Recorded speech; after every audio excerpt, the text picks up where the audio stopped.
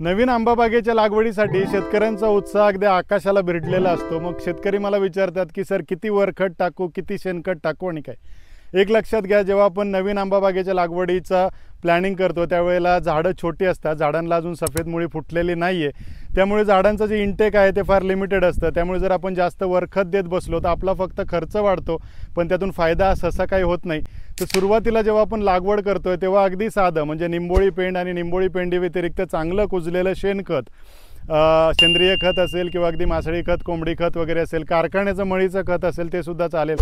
ते आपल्याला प्रति झाड 1 ते 1.5 किलो म्हणजे 1 किलो निंबोळी पेंड आणि 1 ते 1.5 किलो सेंद्रिय खत हे टाकायचं आहे। सोबत सुडोमोनास आणि ट्रायकोडर्मा हे मिक्स करून लागवडीच्या वेळेला टाका आणि त्याचबरोबर थोडंसं सल्फर किंवा बेनसल्फ आणि सोबत थायमेट म्हणजे तुम्हाला बुरशीचा किंवा उमणीचा किंवा अगदी वाळवीचा प्रादुर्भाव होऊ नये म्हणून एवढं वापरलं तरी आपली लागवड व्यवस्थित होते।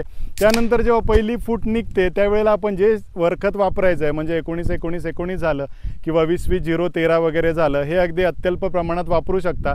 एक लक्षात ठेवा, खर्च कमी आणि उत्पन्न जास्त ह्या ध्यासाने जर आपण शेती केली तरच शेतकरी टिकेल, नाहीतर काही वर्षांनी शेती ही नामशेष होऊन जाईल एवढं नक्की।